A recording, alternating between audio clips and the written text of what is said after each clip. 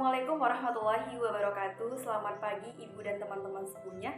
Baiklah, pada kesempatan kali ini kami ingin mengucapkan terima kasih banyak kepada Ibu Mariza Erpadania SHMH selaku dosen pengampu mata kuliah Hukum Bisnis pada Prodi Ekonomi Syariah Fakultas Syariah dan Hukum UIN Karyau. Baiklah, kami dari kelompok 3 yang beranggotakan dengan saya Desi Andriani, Arif Munanda, Hamzah, Rahmadina Depari, Rahmat Amin, dan Risma Wahyuni. Pada kesempatan kali ini, kami diamanahkan dengan materi hak kekayaan intelektual. Baiklah teman-teman, silakan menyimak dan memahami penjelasan dari kami. Saya Arif Munanda. Di sini saya akan memulai pembahasan, yakni yang pertama tentang hak kekayaan intelektual.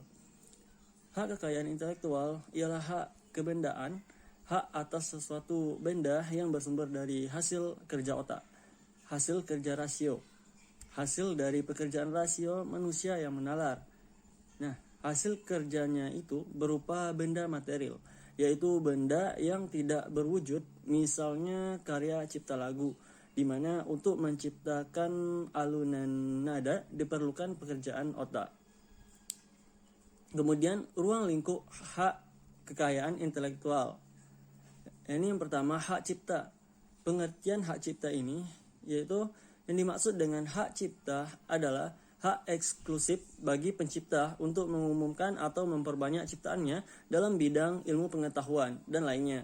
Berdasarkan pasal 1 ayat 1 Undang-Undang Nomor 9 Tahun 2002, hak cipta adalah hak eksklusif bagi pencipta atau penerima hak untuk mengumumkan atau memperbanyak ciptaannya atau memberi izin untuk itu dengan tidak mengurangi pembatasan-pembatasan menurut peraturan per UU yang berlaku. Fungsi dan hak cipta, fungsi dan sifat hak cipta. Sifat hak cipta tidak dapat dilakukan dengan penyerahan nyata karena ia mempunyai sifat yang manunggal dengan penciptaannya dan bersifat tak berwujud. Sifat manunggal itu pula yang menyebabkan hak cipta tidak dapat digadaikan. Karena jika ia digadaikan, itu berarti si pencipta harus pula ikut beralih ke tangan kreditur. Berikutnya, pemegang hak cipta. Menurut Polmar, setiap makhluk hidup mempunyai apa yang disebut wewenang. Wewenang untuk mempunyai hak-hak, dan setiap hak tertentu ada subjek haknya sebagai pendukung hak tersebut. Yang kedua, ciptaan yang dilindungi. Pasal 12 ayat 1 UU HC secara rinci menyebutkan berbagai ciptaan yang dilindungi, yaitu ciptaan dalam bidang ilmu pengetahuan, seni, dan sastra yang mencakup buku, programmer komputer, perwajahan, karya tulis diterbitkan, dan semua hasil karya tulis lainnya. Sebuah ciptaan untuk dapat memperoleh perlindungan hukum dari negara harus memenuhi dua syarat, yaitu material form dan originality. Menurut dua hal tersebut, material form yaitu suatu ide atau pemikiran yang telah dituangkan dalam bentuk nyata. Jadi yang dilindungi bukan suatu ide atau pemikirannya. Berikutnya, originality, yakni suatu ciptaan itu benar-benar berasal dari orang yang mengaku sebagai penciptanya, bukan berasal dari tiruan atau banyaknya dari suatu ciptaan lain yang telah ada. Selanjutnya, paten. Pengertian paten berdasarkan pasal 1 ayat 1 Undang-Undang Nomor 14 tahun 2001, paten adalah hak eksklusif yang diberikan oleh negara kepada inventor atas hasil inventasinya di bidang teknologi yang selama waktu tertentu melaksanakan sendiri investasinya tersebut atau memberikan persetujuannya kepada pihak lain untuk melaksanakannya. Laten adalah kata dalam bahasa Latin yang berarti terselubung, sedangkan lawan dari kata laten adalah paten yang berarti terbuka. Arti kata tersebut berhubungan dengan investasi yang dimintakan paten. Dasar hukum. Undang-undang paten diterbitkan dengan pertimbangan sebagai berikut. Indonesia telah meratifikasi perjanjian-perjanjian internasional, perkembangan teknologi, industri, dan perkembangan semakin pesat diperlukan adanya undang-undang paten yang dapat memberikan perlindungan yang wajar bagi investor. Undang-undang paten diperlukan dalam rangka menciptakan iklim persaingan usaha yang jujur serta memperhatikan kepentingan masyarakat pada umumnya. Sekian dari saya. Selanjutnya adalah paten sederhana. Paten sederhana hanya diberikan untuk invensi yang berupa alat atau produk yang bukan sekadar berbeda ciri teknisnya, tetapi harus memiliki fungsi atau kegunaan yang lebih praktis dibandingkan dengan invensi sebelumnya dan bersifat kasat mata ataupun berwujud. Adapun jangka waktu paten ini selama 20 tahun terhitung sejak tanggal penerimaan dan jangka waktu tersebut itu tidak dapat diperpanjang. Selanjutnya adalah objek paten. Apabila kita berbicara mengenai objek sesuatu, maka itu tidak dapat terlepas dari pembicaraan mengenai benda. Jika hal ini kita kaitkan dengan paten, maka objek tersebut adalah suatu benda tidak berwujud oleh karena paten itu adalah benda yang berwujud yang merupakan bagian dari hak atas kekayaan perindustrian. Yang selanjutnya adalah subjek dari paten. Yang memperoleh paten adalah inventor atau yang menerima lebih lanjut hak inventory yang bersangkutan. Adapun hak dari pemegang paten yang pertama, pemegang paten memiliki hak eksklusif untuk melaksanakan paten yang dimilikinya dan melarang pihak lain yang tanpa persetujuan. Yang kedua, dalam hal paten proses, larangan terhadap pihak lain yang tanpa persetujuan melakukan impor hanya berlaku terhadap impor produk yang semata-mata itu dihasilkan dari penggunaan paten proses yang dimilikinya. Dikecualikan dari hak sebagaimana dimaksud pada poin sebelumnya adalah apabila pemakaian paten tersebut untuk kepentingan pendidikan, penelitian, percobaan, analisis sepanjang tidak merugikan kepentingan yang wajar dan pemegang paten. Yang selanjutnya adalah merek. Merek adalah sesuatu yang biasa ditempelkan atau diletakkan pada suatu produk, tetapi bukan produk itu sendiri. Seringkali setelah barang dibeli, mereknya itu tidak dapat dinikmati oleh si pembeli. Hak atas merek adalah hak khusus yang diberikan pemerintah kepada pemilik merek untuk menggunakan merek tersebut atau memberikan izin untuk menggunakannya kepada orang lain. Adapun dasar hukumnya terdapat dalam Undang-Undang Nomor 15 Tahun 2001 tentang merek, merupakan dasar hukum yang terbaru tentang perlindungan merek di Indonesia. Sampai saat ini, pemerintah telah 3 kali merevisi undang-undang tentang merek, yaitu terhadap Undang-Undang Nomor 17, Undang-Undang Nomor 19 Tahun 1992, sebagaimana direvisi terhadap Undang-Undang Nomor 14 Tahun 1997. Dan yang terbaru adalah Undang-Undang Nomor 15 Tahun 2001 yang masih berlaku hingga saat ini. Revisi Undang-Undang merek dilakukan untuk memenuhi kewajiban Indonesia sebagai anggota WTO melalui kebajikan penyesuaian substansi undang-undang nasional dengan standar internasional perjanjian TRIPS. Selanjutnya, pasal 1 angka 1 Undang-Undang merek merumuskan bahwa merek adalah tanda yang berupa gambar, nama, kata, huruf-huruf atau angka-angka, susunan warna, kombinasi dari unsur-unsur tersebut yang memiliki daya pembeda dan digunakan dalam kegiatan perdagangan barang atau jasa.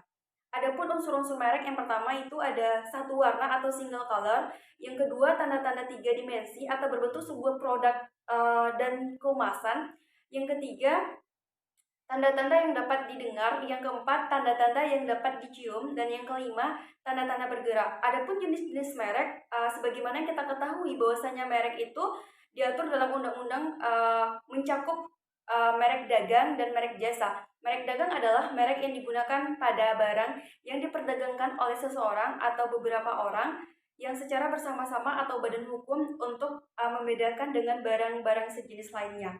Merek jasa adalah merek yang digunakan pada jasa yang diperdagangkan oleh seseorang atau beberapa orang secara bersama-sama atau badan hukum untuk membedakan jasa-jasa sejenis lainnya. Selain kedua jenis merek yang saya sebutkan tadi, yaitu merek yang digunakan pada barang dan jasa dengan karakteristik yang selama diperdagangkan oleh beberapa orang atau badan hukum secara bersama-sama untuk membedakan dengan barang dan jasa sejenis lainnya. Adapun pendaftaran merek yang perlu diperhatikan. Yang pertama, sebuah merek itu dapat didaftarkan apabila memenuhi syarat. Yang pertama, adanya daya pembeda, dan yang kedua, keasliannya. Adapun ketentuan yang kedua, sebuah merek itu tidak dapat didaftarkan apabila terjadi yang pertama yaitu permohonan diajukan oleh pemohon itu yang diberi tiket tidak baik gitu. Yang kedua, merek tersebut tuh mengandung unsur bertentangan dengan peraturan perundang-undangan, tidak memiliki daya pembeda, telah menjadi milik umum dan merupakan keterangan atau berkaitan dengan barang atau jasa yang dimohonkan pendaftarannya. Demikian penjelasan dari saya. Terima kasih. Baiklah, selanjutnya sebuah merek harus ditolak permohonan pendaftarannya apabila merek tersebut yang pertama memiliki persamaan pada pokoknya, yaitu adalah kemiripan yang disebabkan oleh adanya unsur-unsur yang menonjol antara merek yang satu dengan merek yang lain, dapat menimbulkan kesan adanya persamaan. Yang kedua, mempunyai persamaan pada pokoknya, yaitu keseluruhannya dengan merek yang sudah terkenal milik pihak orang lain untuk barang dan jasa yang sejenis, dilakukan dengan memperhatikan pengetahuan umum mengenai merek tersebut dalam bidang usaha yang bersangkutan. Yang ketiga, mempunyai persamaan pada pokoknya atau keseluruhannya dengan indikasi geografis yang sudah dikenal. Yang keempat, merupakan atau menyerupai nama orang terkenal, foto atau nama badan hukum yang dimiliki orang lain, kecuali atas persetujuan tertulis dari yang berhak. Yang kelima, merupakan tiruan atau mempunyai nama atau singkatan nama, bendera, lambang, atau simbol atau emblem negara atau lembaga nasional maupun internasional, kecuali atas persetujuan tertulis dari pihak yang berwenang. Yang keenam, merupakan tiruan atau mempunyai tanda atau cap atau stempel resmi yang digunakan oleh negara atau lembaga pemerintah, kecuali atas persetujuan tertulis dari pihak yang berwenang. Selanjutnya, indikasi geografis. Indikasi geografis dilindungi sebagai suatu tanda yang menunjukkan daerah asal suatu barang karena faktor lingkungan geografis. Indikasi geografis adalah indikasi atau aktivitas dari suatu barang yang berasal dari suatu tempat, daerah atau wilayah tertentu yang menunjukkan adanya kualitas, reputasi, dan karakteristik, termasuk faktor alam dan faktor manusia yang dijadikan atribut dari barang tersebut.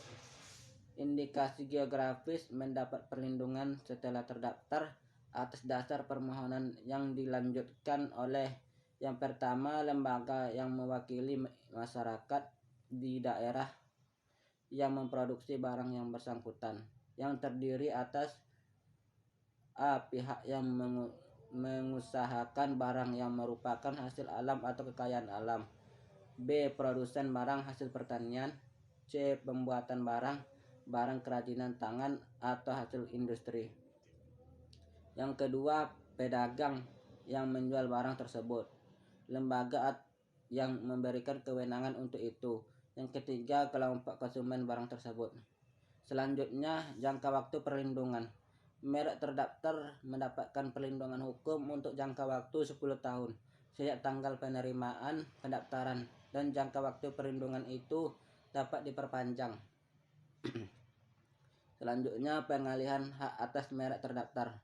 Hak atas merek terdaftar dapat beralih atau dialihkan karena yang pertama, pewaris, kedua, wasiat, yang ketiga, hibah, yang keempat, perjanjian, yang kelima, sebab-sebab lain yang dibenarkan oleh peraturan perundang-undangan. Selanjutnya, lisensi. Pemilik merek terdaftar berhak memberikan lisensi akan menggunakan merek tersebut untuk sebagian atau seluruh jenis barang atau jasa. Dalam perjanjian lisensi, dapat ditentukan bahwa penerima lisensi dapat memberikan lisensi lebih lanjut kepada pihak ketiga. Selanjutnya, rahasia dagang. Yang pertama itu dasar hukum. Dasar hukumnya di Indonesia adalah Undang-Undang Nomor 30 Tahun 2000 tentang rahasia dagang. Undang-undang menerbitkan rahasia dagang sebagai berikut. Yang pertama, memajukan industri yang mampu bersaing dalam lingkungan perdagangan nasional dan internasional. Yang kedua, membentuk organisasi perdagangan dunia yang mencakup TRIPS sehingga ketentuannya. Selanjutnya yang kedua, pengertian. Rahasia dagang adalah informasi yang tidak diketahui oleh umum dalam bidang teknologi atau bisnis, mempunyai nilai ekonomis karena berguna dalam kegiatan usaha, dan dijaga kerahasiaannya oleh pemilik rahasia dagang. Rahasia dagang adalah hak atas rahasia dagang yang timbul berdasarkan undang-undang ini. Yang ketiga yaitu rahasia dagang yang mendapat perlindungan. Rahasia dagang dapat memperoleh perlindungan apabila informasi tersebut bersifat rahasia, mempunyai nilai ekonomi dan dijaga kerahasiaannya melalui upaya sebagaimana mestinya. Yang keempat yaitu hak pemilik rahasia dagang. Pemilik rahasia dagang memiliki hak ada dua, yaitu yang pertama, menggunakan sendiri rahasia dagang yang dimilikinya. Yang kedua, memberi lisensi kepada atau melarang pihak lain untuk menggunakan rahasia dagang atau mengungkapkan rahasia dagang tersebut kepada pihak ketiga untuk kepentingan yang bersifat komersial. Yang kelima, yaitu pengalihan hak rahasia dagang. Hak rahasia dagang dapat beralih atau dialihkan karena yang pertama yaitu pewarisan, yang kedua hibah, yang ketiga itu wasiat, yang keempat perjanjian tertulis, yang kelima dan sebagainya. Yang keenam itu unsur-unsur pokok hukum rahasia dagang. Terdapat beberapa unsur pokok. Yang pertama yaitu untuk memperoleh perlindungan hukum, informasi harus bersifat rahasia. Yang kedua, tergugat memiliki kewajiban terhadap penggugat untuk menjaga kerahasiaan. Yang ketiga, harus ada penggunaan informasi rahasia tanpa izin oleh tergugat. Yang keempat, penggunaan tanpa izin informasi harus mengakibatkan kerugian terhadap penggugat. Yang kelima, pengungkapan informasi rahasia dapat dibenarkan demi kepentingan umum dalam keadaan tertentu. Yang ketujuh yaitu lisensi. Yang A, menggunakan sendiri rahasia dagang yang dimilikinya. Yang B, memberi lisensi kepada atau melarang pihak lain untuk menggunakan rahasia dagang atau mengungkapkan rahasia dagang itu kepada pihak ketiga untuk kepentingan yang bersifat komersial. Desain industri. Pengertian desain industri yaitu suatu kreasi tentang bentuk, konfigurasi atau komposisi garis atau warna, atau garis dan warna, atau gabungan daripadanya yang berbentuk 3 dimensi atau 2 dimensi yang memberi kesan estetis dan dapat diwujudkan dalam pola 3 dimensi atau 2 dimensi serta dapat dipakai untuk menghasilkan suatu produk, barang, komoditas industri atau kerajinan tangan. Yang kedua yaitu ruang lingkup perlindungan. Desain industri dianggap baru apabila tanggal penerimaan desain industri tersebut tidak sama. Indonesia dalam perlindungan terhadap hak atas desain industri hanya diberikan selama kurun waktu 10 tahun terhitung sejak tanggal penerimaan pendaftaran yang dimuat dalam daftar umum desain industri yang diumumkan dalam berita resmi Desain Industri Departemen Kehakiman RI. Mereka-mereka yang dapat diberi hak untuk memperoleh hak atas desain industri ada beberapa, yaitu A. Pendesain atau yang menerima hak tersebut dari pendesain. Yang B. Dalam hal pendesain terdiri atas beberapa orang secara bersama, hak industri diberikan kepada mereka secara bersamaan kecuali diperjanjikan. Yang berikutnya, jika suatu desain industri dibuat dalam hubungan kerja atau berdasarkan pesanan, orang yang membuat desain industri itu dianggap sebagai desain dan pemegang hak desain industri, kecuali jika diperjanjikan lain antara kedua pihak. Kelima yaitu lisensi desain industri. Pemegang hak desain industri berhak memberikan lisensi kepada pihak lain berdasarkan perjanjian lisensi untuk melaksanakan semua hak pemegang hak desain industri kecuali jika ada sebuah perjanjian.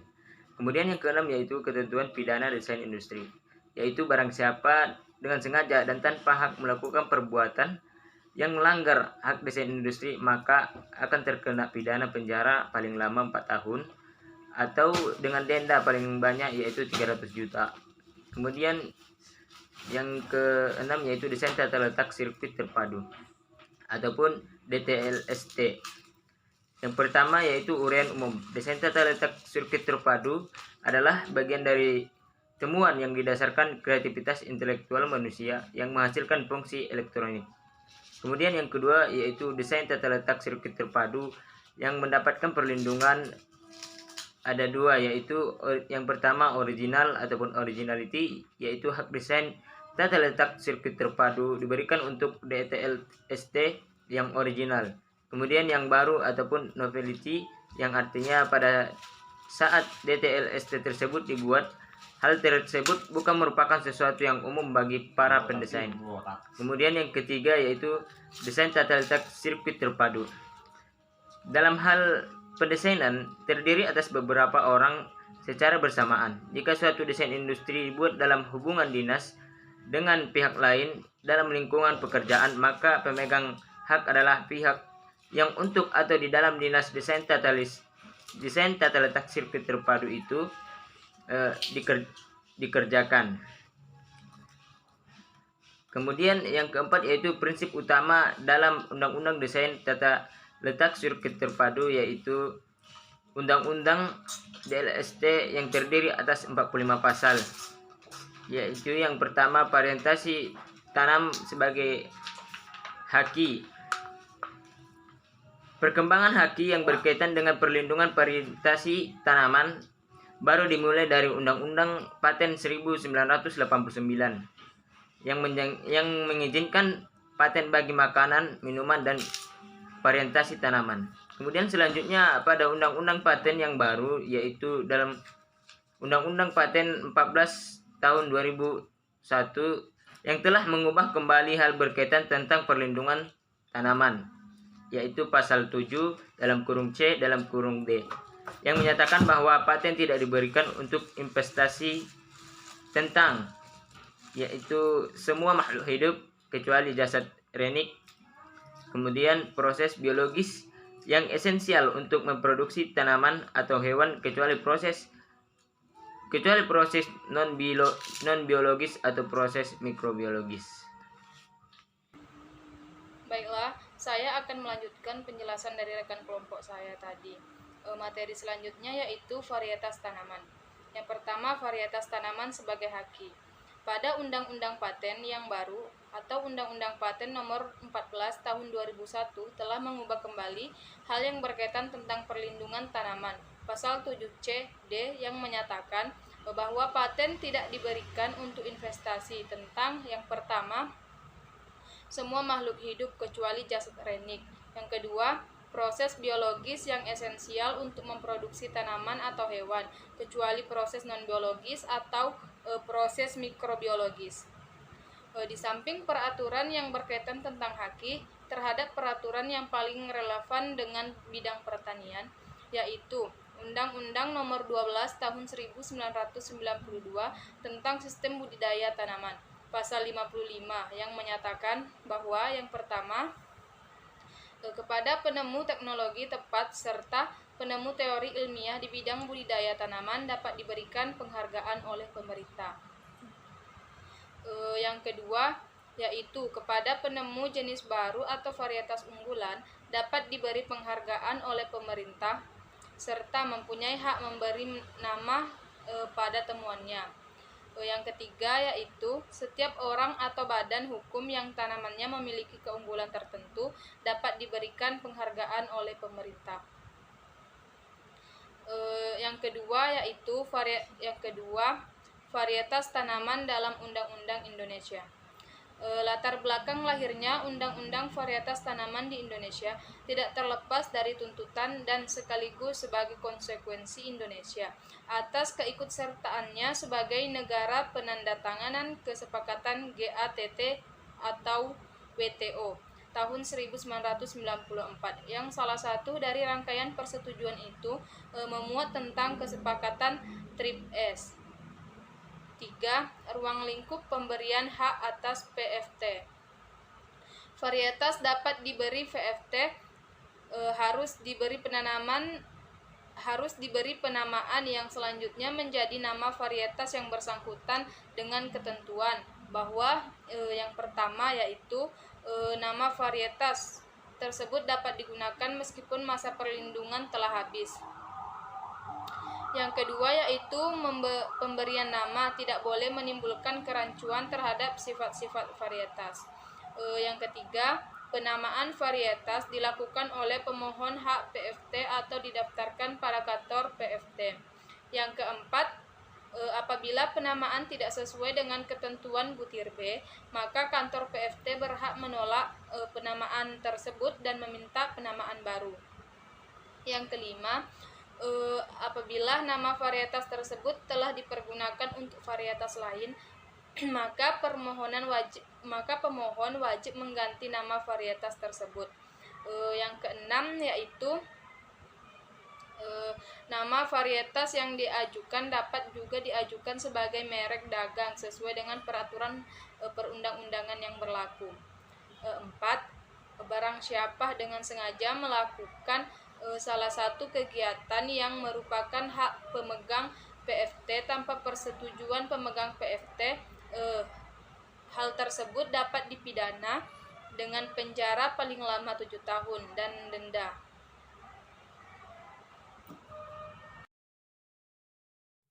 Demikian persentase yang dapat kami sampaikan mengenai materi hak kekayaan intelektual. Kami mohon maaf apabila masih banyak terdapat kesalahan yang kami sampaikan. Kami sudahi dengan wassalamualaikum warahmatullahi wabarakatuh.